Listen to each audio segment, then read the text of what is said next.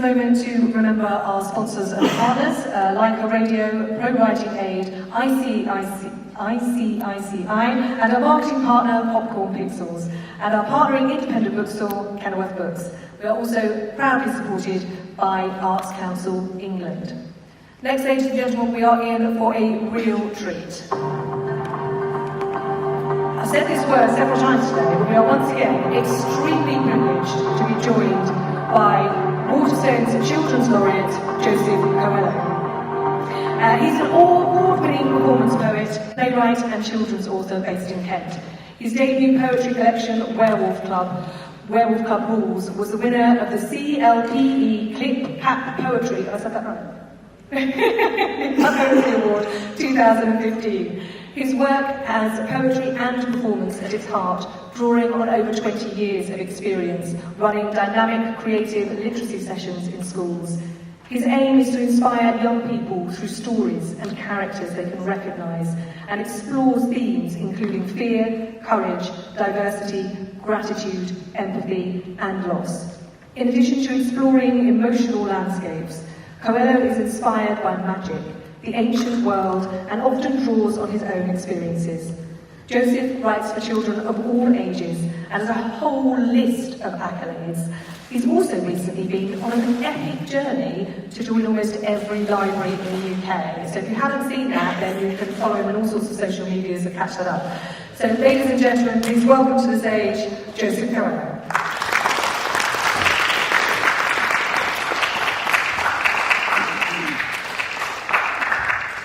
You now have control. I have control. Thank you so much.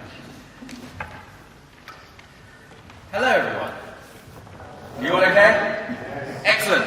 Right, so yes, my name is Joseph Coelho, and I write books. I write lots of different kinds of books. Picture books, middle-grade books, non-fiction books, all sorts of books. And I've been writing books for about 10 years. But I've been published for about 10 years. I've been writing for about 20.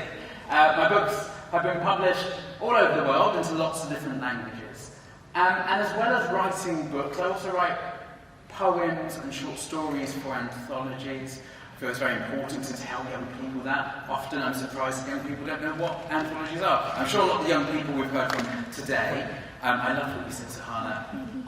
Observation is the foundation of imagination. I think that was an absolutely fantastic and spot-on thing to say regarding the writing process. That was brilliant. But yes, I often get surprised that other young people don't know what anthologies are, where we have lots of writers or poets in a book. So it's a great way for young people to get a broad understanding of lots of different writers and lots of different poets. So I also write short stories and poems for anthologies, as well as forwards for books like the Writers and Artists Yearbook, which I was telling someone about earlier today. So that's about there. And it all started when I was a kid. That's me as a kid.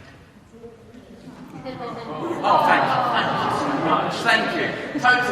Totally unprompted. So that's me as a kid. What you can't tell in this photo is that I'm actually standing at the bottom of my block of flats. I grew up in a place called Roehampton in London, known as the last village in London. It was also Europe's largest council estate at one point. I don't know if it still is, but it was when I was a kid. But it was also a very green area. So as well as having big brutalist blocks of flats, there was lots of grass and lots of trees, and I would play out with my friends and family, getting ideas that would later become stories, poems and books.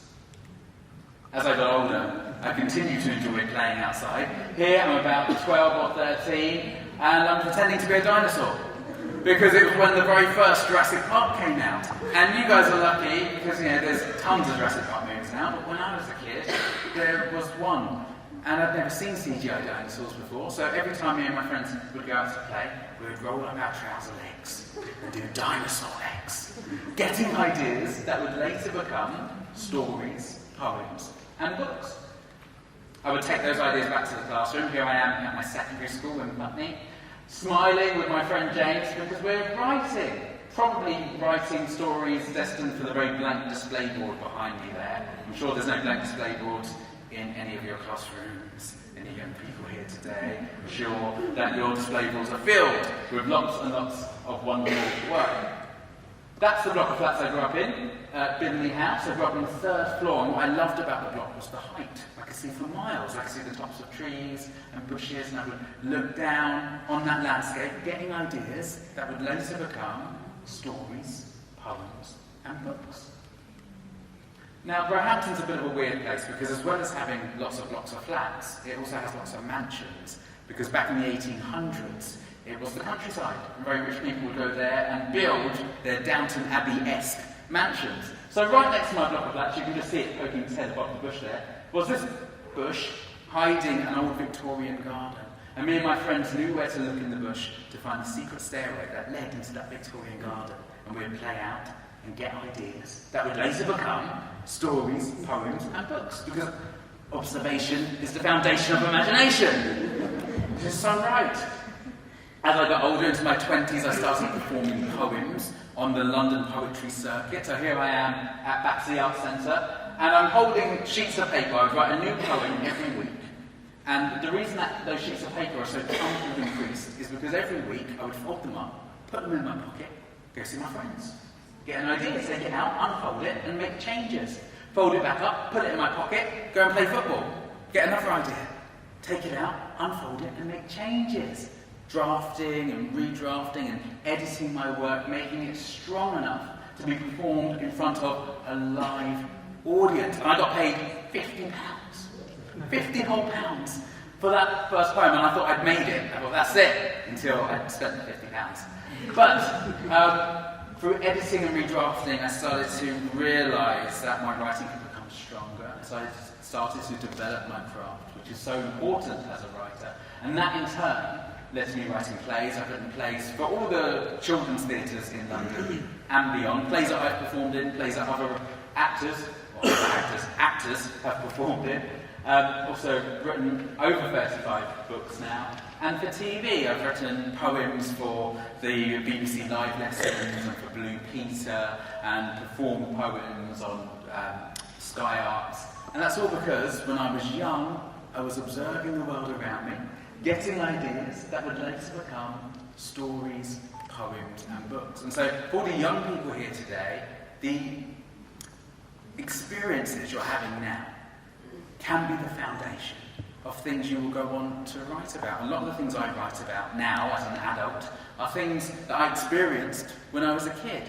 So don't take for granted the fantastic, wonderful, challenging experiences that you might be having now, because those things could be the things that become the foundation for fantastic books later on. And for some of you, they have already become fantastic books, if you saw about Anya and Diva as well. So that's absolutely brilliant.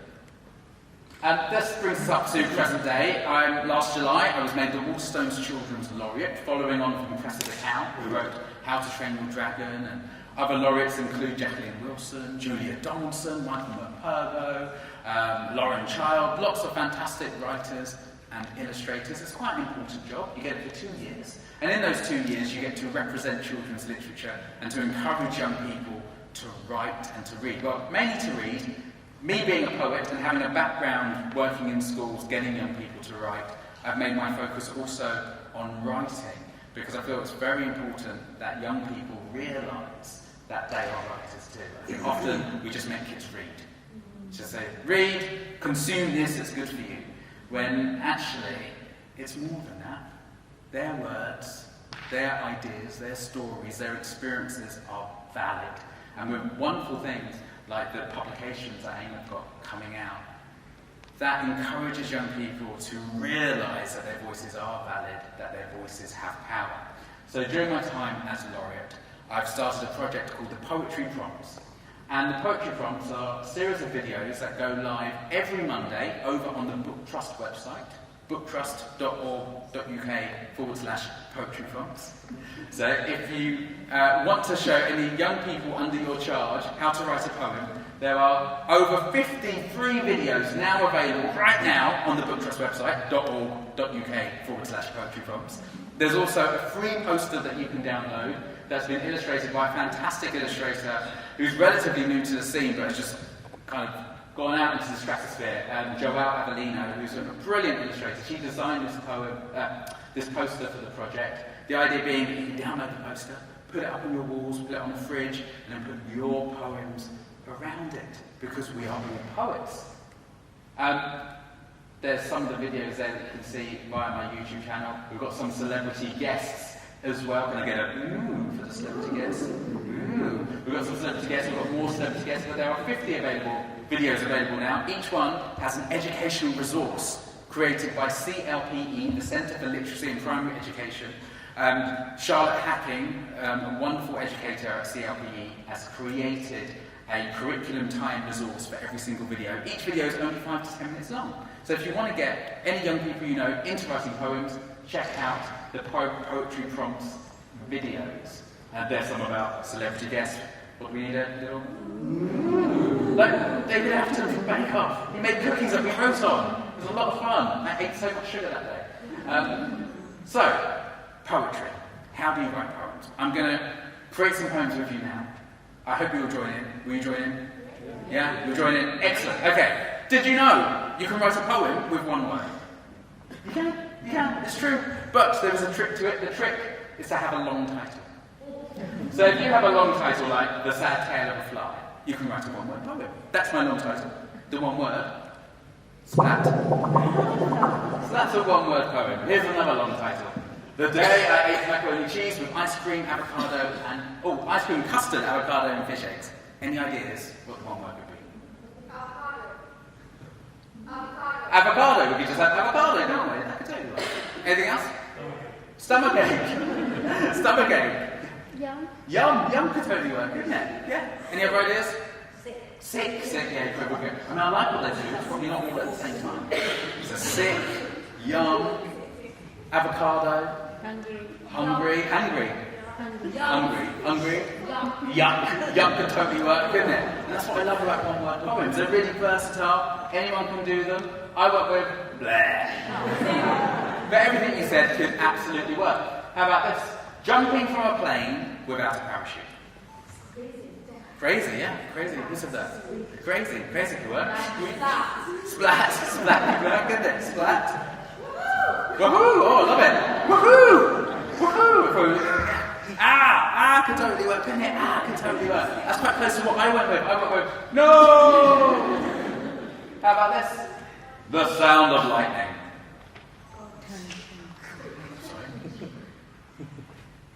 Boom, could work, couldn't it? Nice onomatopoeic word, boom. Any other ideas? Magic. It's quite magical, isn't it? Do you guys like lightning, thunder? Yeah? There's some people get quite scared of it, don't they? I quite like it. And this is right above the house and I just get a bit worried.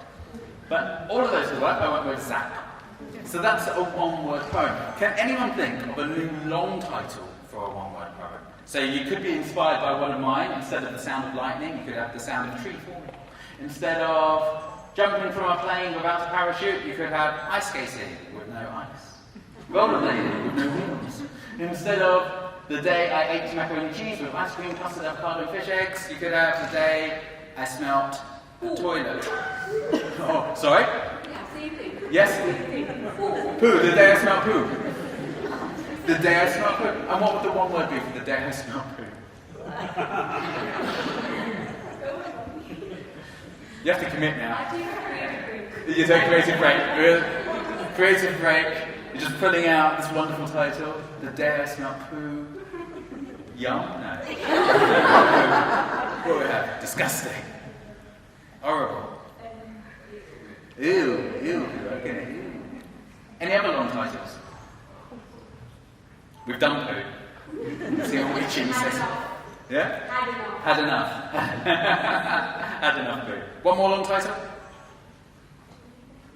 Just one at a time, please. One at a time. The Day I... Yeah. Well, thank you so much. The day we're treated by a talk by the Children's Laureate. And I asked what would the one word be? Blair. More fitting. Blair. I like that. Brilliant, thank you so much. So those are one-word poems. Really versatile, really easy to do. And you can get young people to do lots of one-word poems and then put them all together. So you could do a lot of one-word poems on the same theme or subject. If they're doing the water cycle in school, what are you guys learning in school at the moment? I don't know what they're doing. I know what they're doing in primary, I don't know what they're doing. Sorry?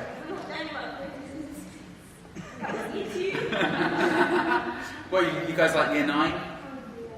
Year 8? What are you doing in year 8? About earthquakes. So you could do the day I experienced an earthquake, shake. But everyone in your class could do earthquake poems with long titles, and then you can put them all together to make an earthquake-themed poem. Which could be quite fun. Oh, yes? Magnets! You could do one on magnets, couldn't you? The attracting power of magnets. Have you got any ideas for a long title for magnets?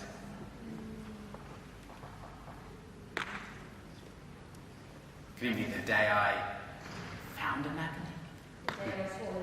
The day I swallowed a magnet. Oh. Stuck. Do you like magnets? They're good fun, aren't they? I like magnets as well. Maybe not swallowing them. So that's the one-word poem. So another very simple poetic form is the abecedarius. And I go through all of these on the Poetry Prompts videos, but also in my new book, Poetry Prompts, which has the first 14 of the videos in the book as activities. So I'm sure many of you remember doing in school, or maybe are doing in school right now, acrostic poems. When you write a word down the side of the page, and then each sentence starts with each word. So acrostic poems, very, very popular in school. And abecedarius is like an acrostic poem, but it uses the whole alphabet, like this. An alphabet poem has a simple flow, because each line starts with a letter U. No. Children can master them, adults can. Dinosaurs can have a go, but emus haven't. Firstly, write out the alphabet from the A to went up. Don't know what's happened there. From A to Z. Give each letter a sentence, it's so easy. However, as you get nearer to the bottom, it can get tricky to stop the poem going rotten. Just have fun, that's the key to this. Let the words flow, let the monkey go. Never mind the monkey, how did he get here? I don't know what's happened to this PowerPoint. Microsoft, I don't have words. Obviously, this poem is pulling your quarrelsome poem. Remember that each line does not have to follow what's just. Some poets have fun by exploring umbrellas or personal trees, very good at keeping us dry. Wet weather can't play your xylophone bones with its tinkle when your umbrella protects you from the rain's zapping downpour. So that, ladies and gentlemen, is an abecedarius. Thank you very much. What I love about the abecedarius is that it's a poetic form you can keep in your mind. It's very easy to know how it works. You just write down the alphabet, then each sentence starts with each letter of the alphabet. It's great if you're writing a story, and if you get a little bit stuck, you don't know what to do next, you can have a go at writing your story as an abecedarius, as a way of getting unstuck. The lines can be different lengths. The line for the letter R is really long, but the line for the letter T is just one word. I made my abecedarius rhyme. They don't have to rhyme. Poetry doesn't have to rhyme. I'm often asked, do poems have to rhyme? No, they don't. They don't have to rhyme. Rhyme is a tool you can use if you want. And when you get nearer to the bottom of the poem, it does get a little bit more tricky. But I've got a tip for you. You can cheat. And the way you can cheat is when you get to the letter X. I feel like the letter X is probably the hardest word to find letters for, the hardest letter to find words for. You can use words that start EX, because there's loads of those, like explain, exam, which I bet all young people like, expel, maybe not that one, explanation, lots of fantastic EX words. So you are cheating a bit, but you're still getting that X sound. 12 years I was working in schools, writing poems, trying to get them published, and then I spent 3 years going to the London Book Fair in Olympia. I would go every single day, as soon as it opened till it closed at night, and during the fair I would annoy editors and publishers. And on the 3rd year of doing that, I met an editor who was looking for children's poetry, and that's how this book got published. So the More Raps poem is in this book. I'm going to read you the poem. You guys need to listen very carefully, because I'm going to be asking you what these letters stand for, and we will create our own More Raps poem. The poem goes like this. The More Raps. The More Raps are a trick to help with your writing. They add a kick to language, make writing more exciting. M is for metaphor. What's it for? Metaphor. Saying one thing is another. The sun is an oven. The earth is everyone's mother. O is for onomatopoeia. Onomatopoeia. Onomatopoeia. Very good. Words that are also sounds. Whoosh with the wind and howl with the hound. R is for rhyme. Words that sound the same. You can put a cat in a hat, or simply try rhyming your name. E is for emotion. Happy, worried, sad. Great writing shares a feeling from the good to the bad. The other R is for repetition, but don't repeat any old word. Find a phrase with a musical rhythm that sounds like a song from a bird. A is for alliteration. You've got an air guitar. You've got an air guitar. Alliteration. No one air guitar. Alliteration. Oh, there we go. Excellent. Words sharing the same starting letter. Used in the tongue twister that made Betty's bitter batter better. Well done. Excellent. P is for personification. Human features used to describe a thing. I looked at the sky, and saw it, didn't notice that. The sun's bright shining and grinning. S, it is there, you can hardly see it, it is there. S is for simile, using as and like to compare. For instance, when my mother gets angry, she snarls like a rampaging bear. The more raps are a wonderful way to add a punch to your word. Master them like a juggler. Make your words ripe for the biting.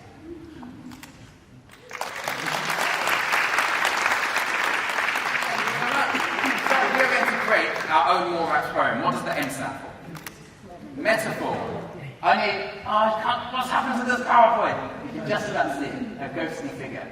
Metaphor. Can anyone think of a metaphor for the sun? The sun is another thing. The sun is a... Yes? Nice, the sun is a star. That's fantastic. Will you remember that line for me?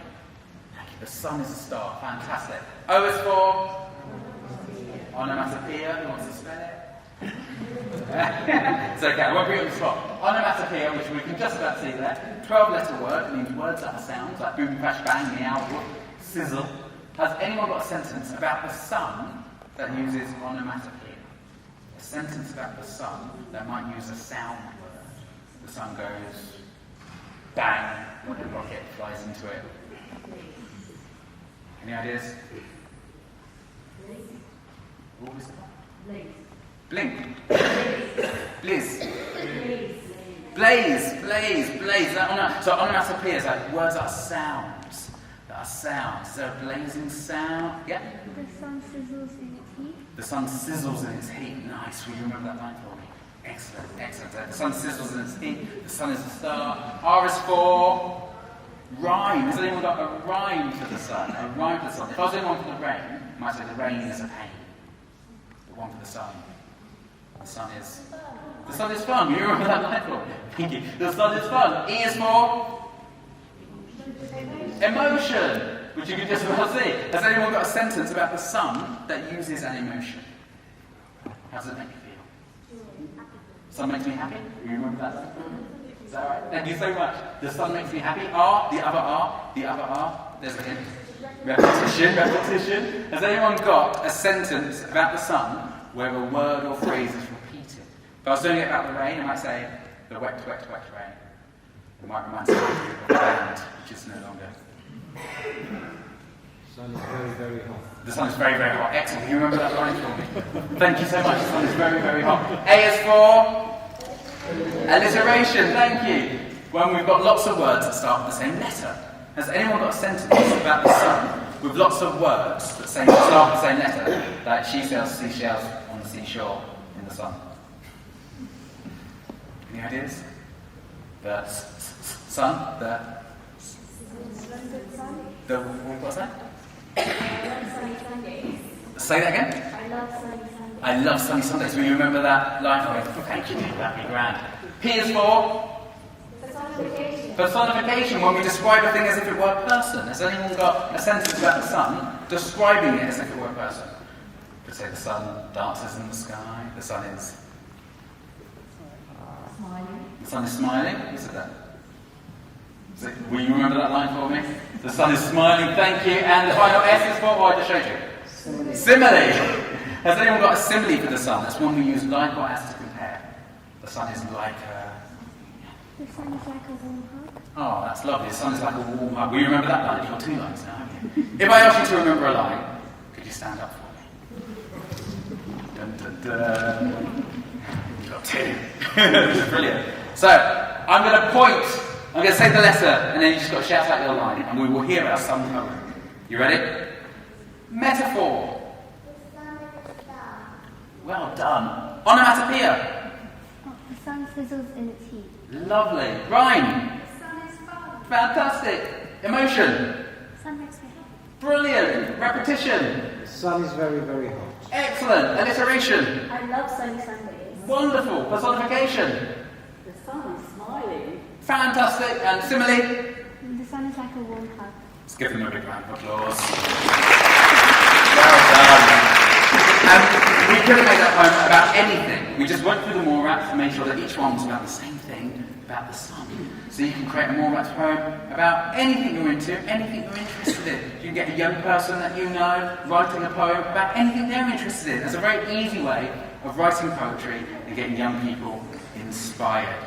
So that's what I'm trying to do during my tenure as Laureate, to get young people writing, and also other things like visiting libraries, as Sarah mentioned that I'm visiting libraries to get young people into libraries, and doing other things with festivals, encouraging young people to see other writers and illustrators, to see writers and illustrators that look a bit like them, so that they can be inspired too. But I hope you found that inspiring, and thank you so much, and hope to see you again soon. Bye-bye.